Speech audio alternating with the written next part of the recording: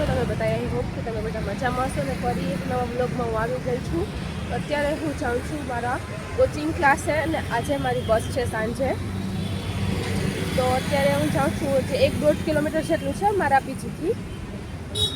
તો તમને આગળ દેખાડું તો અત્યારે એટલા મસ્ત કબૂતર ને ચણ નાખતા હોય ને આ લોકો બધા વેચતા હોય અહીંયા. અને અહીંયા મસ્ત બધા કબૂતર ને ચણ સવારમાં તો જોવાની મજા આવે. આવું ઘણી જગ્યાએ ફૂટપાથ ઉપર ઘણા લોકો આવી રીતે ચણ નાખતા હોય. 7-8 વાગ્યા 9 વાગ્યા સુધી બધા બેઠા હોય. ક્યારેક એવું પણ થાય તો આવા ટાઈમે હું જતી હોય ને તો મને બધું જોવું બહુ ગમે એમ. બાકી બધા શોરૂમ તો અત્યારે બંધ હોય તો હું બધું નજારો જોતી જતી હોય. આ સાઈડ બધા છે. હવે આ રોડ કયો છે એ તમે મને કોમેન્ટ કરીને કહેજો. જો તમને ખબર હોય કે અમદાવાદમાં રહેતા છો તો ખબર જ હશે તો તમે મને કોમેન્ટ કરીને કહેજો કે આ રોડ કયો છે. A few moments later. હું મારા કોચિંગ ક્લાસથી નીકળી ગઈ છું ને પીજી જાઉં છું. તો ગાઈસ તમે જુઓ આમ એટલું ટ્રાફિક બધી સાઈડ. તો બસ અત્યારે હવે હું પીજી જાઉં છું. પછી હું જમી કરીશ ને રેડીને થઈશ તો ટાઈમ થઈ જશે જવાનો. તો પછી આપણે કન્ટિન્યુ કરીએ.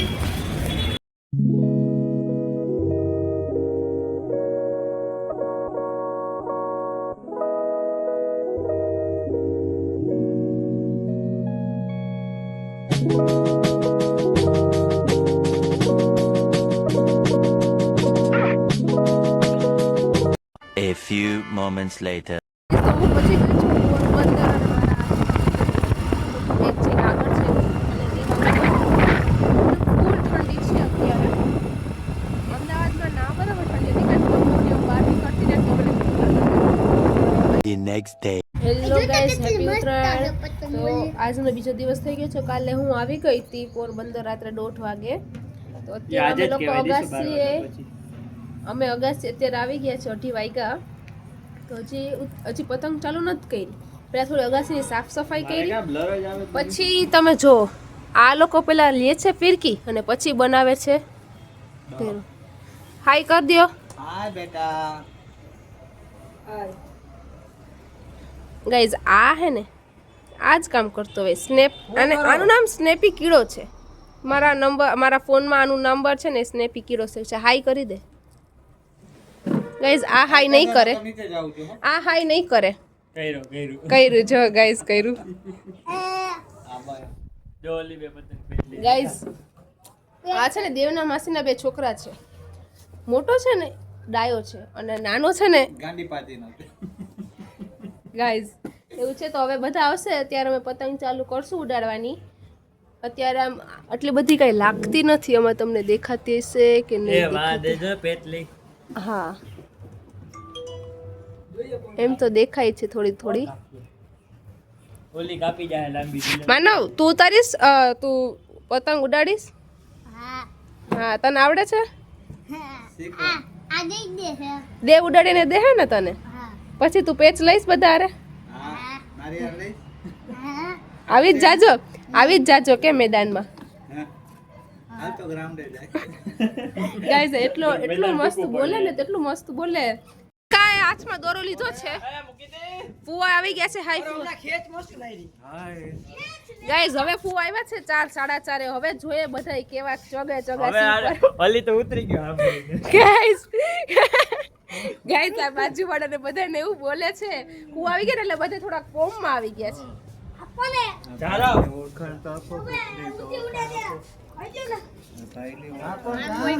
ગાઈઝ હારા માયલી પતંગ ઉડે છે. હવે ફુવાએ ચાલુ કર્યું છે ને કાકાએ મૂક્યું ને ફુવાએ ચાલુ કર્યું.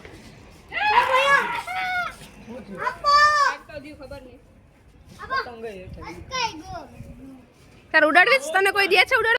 ફુવા આનું શું કરવાનું?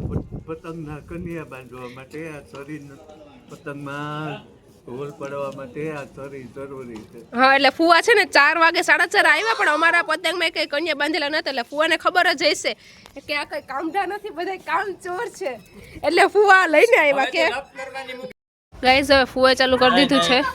દેવ ને માનો ઓલા બે જો ગાઈઝ આ બેનું અલગ જ હાલતું હોય અહીંયા.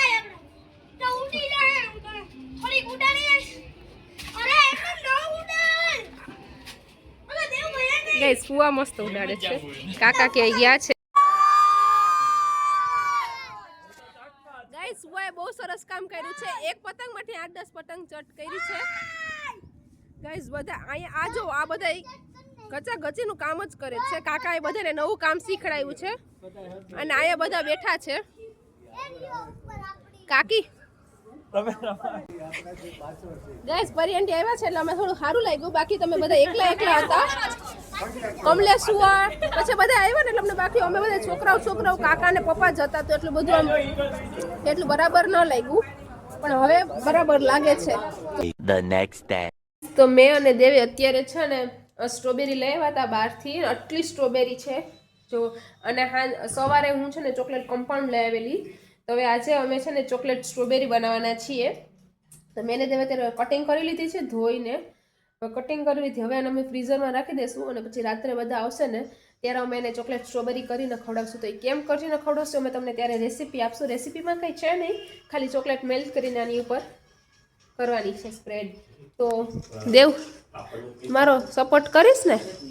ગાઈસ દેવ બનાવવા વખતે બધી વાતમાં હેલ્પ કરે. કાંઈ પણ બનાવતી હોય ને નવીન અને પેલા એકવાર મેં કુનાફા બનાવેલી તેમાં પણ દેવે મારી મદદ કરેલી. મને એની ક્લિપ મળશે ને તો હું તમને શેર કરીશ. તો સાંજે મળીએ ગાઈઝ ચોકલેટ સ્ટ્રોબેરી સાથે. બાય. અમે પાછા અત્યારે સ્ટ્રોબેરી ચોકલેટ હવે બનાવીએ છીએ. ત્યારે અમે તમે પહેલાં જોયું છે ત્યારે અમે લોકો ખાલી કટિંગ ને એવું બધું કરતા હતા. તો અત્યારે અમે સ્ટ્રોબેરી બનાવીએ છીએ. જો દેવે મેલ્ટ કરી રાખેલી છે. હવે દેવામાં નાખશે. અત્યારે ગાઈઝ અમે 3 જ બનાવીએ છીએ કારણ કે બધાનું પેટ હેવી છે ને અત્યારે જમીને. તો અત્યારે બધા થોડી ટેસ્ટ કરવા માટે જ લેશે. તો એ લોકોએ કીધું કે અમે બધા જરા જ ટેસ્ટ કરશું, પછી જો સારું લાગશે તો અમે તમને પાછું કહેશું. એટલે અમારા માટે તો અમે તમને ખબર છે કે કેટલી બધી લીધી છે. તો હવે અત્યારે દેવ કરે છે.